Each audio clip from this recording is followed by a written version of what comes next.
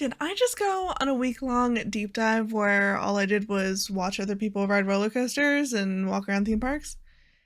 Yeah, yeah, I did. And I think you should too. Hello, my name is Fluffyfrost, and welcome to my hyperfixation of the week. To start off the story of how I fell into the side of YouTube that was completely unknown to me until about like a month ago, we should probably start with like some background on me so you can get a baseline of where I was before I started this journey, expedition, dark quest.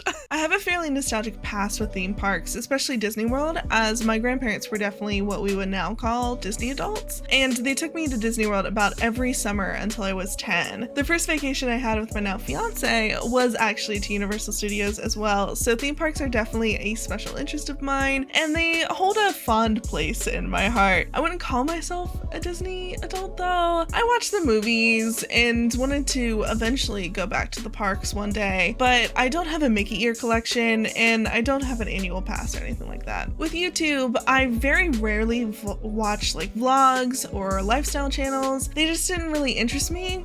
It wasn't really my cup of YouTube tea, so to speak. That was until I started planning my trip to Orlando.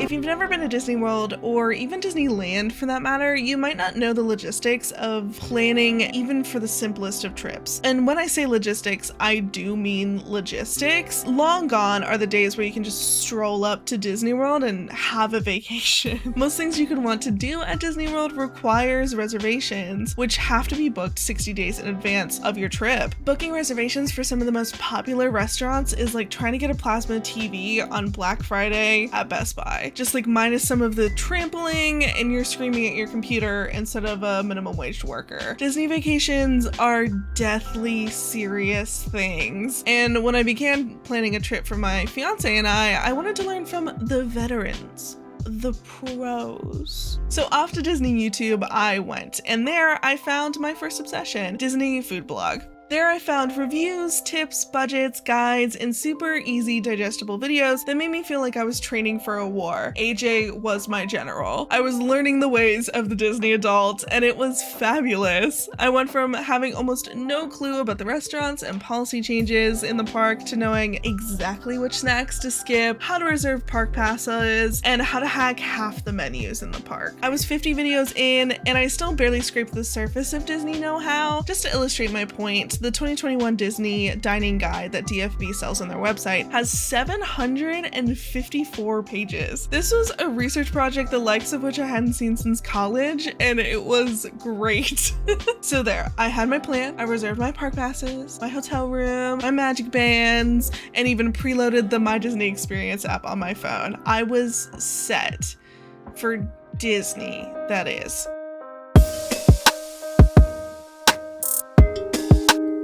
Here's where my journey gets a little bit uncharted. Disney has a loyal and incredibly knowledgeable fan base who make going to Disney their full-time job and treat it like an Olympic sport. The Disney tip and vlogger side of YouTube is vast, but I also wanted to go to Universal Studios, and there's where I had to delve deeper. While I had planned a trip to Universal before, I had never tried to do a split trip where I went to both Disney and Universal, and was a little bit worried about how much the total trip was going to cost. So I needed some deeper tips and tricks to save money, but there wasn't a nice, easy food blog type channel for Universal, so I had to dive deeper. I had to go to the vloggers. Now, the thing about vlogging tip videos is rarely are they just the tips. Most of the time it's people showing you a day in the parks while sprinkling tips and tricks and reviews throughout the video. So one, I had to spend more time searching for the info I needed, although channels like the POVs were immensely helpful in just like coming up with things that I never even thought about, like pass holder benefits, things like that. And two, there were often times where you could really feel the excitement and genuine love that these vloggers had for the parks that they were talking about. The channel Tim Tracker was a nice bridge from Disney to Universal content that was fun to watch, even if it wasn't super new content. It was just genuinely wholesome. I started watching videos less for the tips and more for the commentary that these vloggers would say as they rode the rides, and you could hear the park ambiance cutting into their voiceovers. It was really just charming. Charming is all I can say. I'm not sure if it was because in these unprecedented times, I so rarely get to experience theme parks anymore, or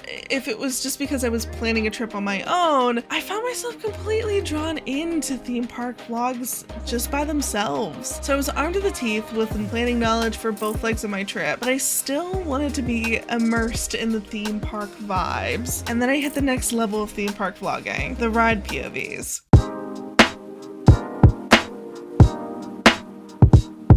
Ride POVs, or point of view for everyone who hasn't been watching TikTok for 12 hours a day like I have, are videos where a person rides the ride in silence and films the entire thing. No commentary, just pure riding content. The main point of the videos is to insert yourself into the place of the person filming. While there are many different iterations of these kind of videos, from driving videos to ASMR role plays, the ride POVs are special in the fact that, at least for me, they fully immersed me into the ride itself. If you wanted to try these videos out for fun after you finish the videos, I highly recommend watching them full screen with noise canceling headphones if you have them. It's amazing.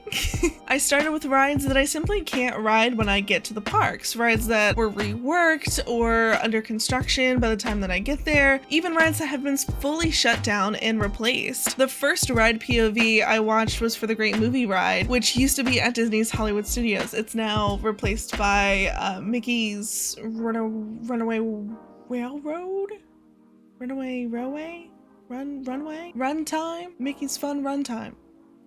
It was a fantastic ride with amazing attention to detail, corny acting, and some of that like old school Imagineering just like on full display. The more I watched, the more excited I got for my trip, but also my appreciation for the simplest of truths grew.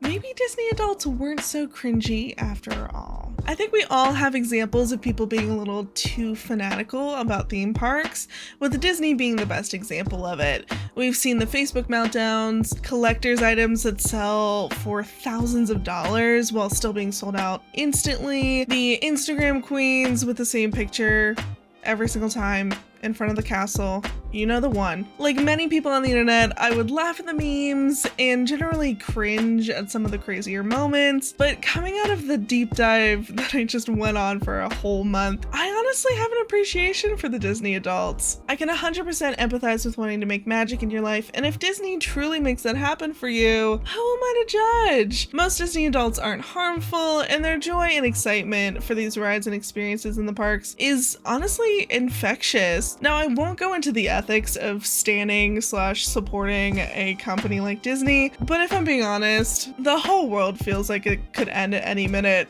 So why not enjoy theme parks maybe a little too much? My deep dive into theme park vloggers such as DFB, Tim Tracker, and the Pew2 left me with both a ton of knowledge to make my own trip to Orlando magical, but also let me escape the chaotic, uncertain nature of daily life in 2021. And let me escape to a mindset where the most important things are new restaurants, new snacks, getting your hands on all that exclusive merchandise, and new magical experiences. So this is a little editor's note.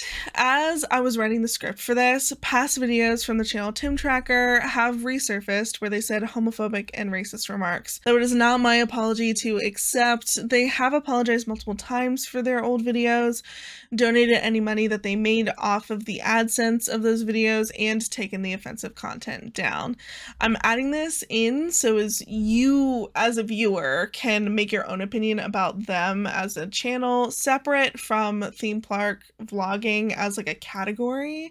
I still feel it necessary to put them in the video though, as they were a huge part of the research for this video, and it just felt like I couldn't cut them out. If you made it to the end of this video, thank you so much for watching. I know this is way different than anything I've tried before on this channel. I wanted to try a more scripted video to kind of just challenge myself and maybe learn more about the content that I want to make on here. When I'm not watching Disney ride POVs, you can find me streaming on Twitch Tuesdays and Wednesdays, and I post other videos on TikTok at Fluffyfrost Talks. If you would like to support the channel in a monetary fashion, there is a link to tip in the description of this video. If you enjoyed this video and would like to see more video essay content in the future, hit that subscribe button and like button. It does actually really help the channel a lot. I love and appreciate you all so much. Don't forget to be your best goblin self. Bye!